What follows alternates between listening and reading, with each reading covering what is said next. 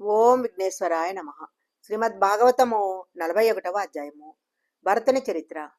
మహానుభావుడైన ఋషభుని కుమారుడే భరతుడు. ఆయన పరిపాలించాడు కాబట్టి మన దేశానికి భరతఖండం అనే పేరు వచ్చింది.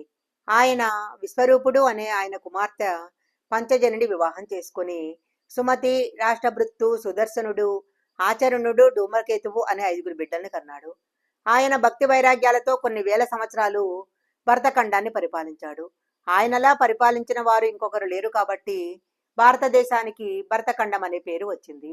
ఆయన ఒకరోజు ఇలా అనుకున్నాడు, ఎంతకాలం ఇలా రాజ్యం చేస్తాను, ఇక్కడి నుంచి బయలుదేరి పులహాశ్రమానికి వెళ్ళిపోతాను.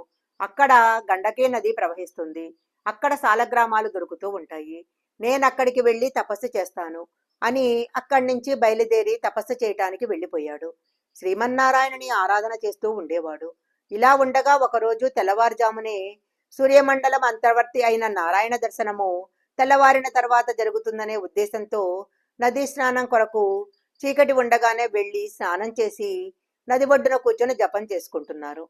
అప్పుడు ఒక చిత్రమైన సంఘటన జరిగింది. అక్కడికి నిండు చూలాలైన ఒక లేడీ పరిగెత్తుకుంటూ వచ్చింది. ఇంతలో అక్కడే అరణ్యంలో సింహం ఒకటి అరణ్యం బద్దలైపోయేటట్లు గర్జించింది. ఆ అరుపు విని నిండు గర్భిణి అయిన లేడీ భయపడి నీటిలో దూకేసింది. వెంటనే దానికి ప్రసవమై ఒక లేడి పిల్ల పుట్టింది. లేడీ వరదలో కొట్టుకుపోయింది. దానిని భర్తుడు చూడలేక గబగబా వెళ్ళి ఆ పిల్లను తీసుకొచ్చాడు. అయ్యో, తల్లి మరణించిందే అని ఆ లేడి పిల్లను ఆశ్రమంలో తన పక్కనే పెట్టుకున్నాడు. మెల్లమెల్లగా దానికి లేతగడ్డి పరకలు తినిపించటము, కొద్దిగా పాలు పట్టటము, దానిని పులో సింహమో వచ్చి తినేస్తుందని ఎవరికీ దొరకకుండా ఆశ్రమంలో తలుపులు వేసి పడుకోబెట్టడం చేసేవాడు.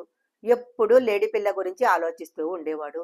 జపం మొదలు పెట్టేవాడు. అమ్మో, నేను కొద్దిసేపు కళ్ళు మూసుకుంటే ఈ లేడీ ఎక్కడికైనా వెళ్ళిపోతుందేమో, ఏపులో దాన్ని తినేస్తుందేమో అని దానిని చూసుకుంటూ ఉండేవాడు. రాను రాను ఆయన దేనికోసం తపస్సుకొచ్చాడో అది మర్చిపోయి లేడి పిల్లను సాగటంలో పడిపోయాడు. భరతునికి అంచకాలం సమీపించింది. ప్రాణం పోతుంది. కానీ మనసులో మాత్రము, అయ్యో, నేను చచ్చిపోతున్నాను, నా లేడీ ఏమైపోతుందో అని ఆ లేడీ వంక చూస్తూ కన్నులు నీరు పెట్టుకొని ఆ లేడీని స్మరణ చేస్తూ ప్రాణం వదిలేశాడు. ఈశ్వరుడికి రాగద్వేషాలు ఉండవు. ఆఖరి స్మరణ లేడీ మీద ఉండిపోయింది కాబట్టి లేడీగా పునర్జన్మ ఇచ్చారు. అయ్యో, నేను లేడీని పట్టుకోవటం వలన కదా నాకీ సంఘం వచ్చింది. అసలు నేను ఎవరిని ముట్టుకోను అని వ్రతం పెట్టుకున్నాడు. పచ్చగడ్డి తింటే దాని మీద ఉన్న క్రిములు చచ్చిపోతాయని ఆ లేడీ ఎండుగడ్డిని మాత్రమే తినేది. అంత విచిత్రమైన వ్రతం పెట్టుకొని పూర్వజన్మలో ఎక్కడ ప్రాణం విడిచాడో ఆ పలహాశ్రమానికి వచ్చాడు. ఆ లేడీ లోపల ఎప్పుడూ నారాయణ స్మరణం చేసుకుంటూ అలా ఎండుటాకులు ఎండుగడ్డి తింటూ జీవితాన్ని గడిపి అంచమందు భగవంతుని స్మరిస్తూ శరీరాన్ని విడిచిపెట్టింది. కానీ మోక్షం పొందాలంటే మరలా మనుష్య శరీరంలోకి రావాలి. ఈసారి అంగీరసుడనే ఒక బ్రహ్మజ్ఞాని కడుపున పుట్టాడు.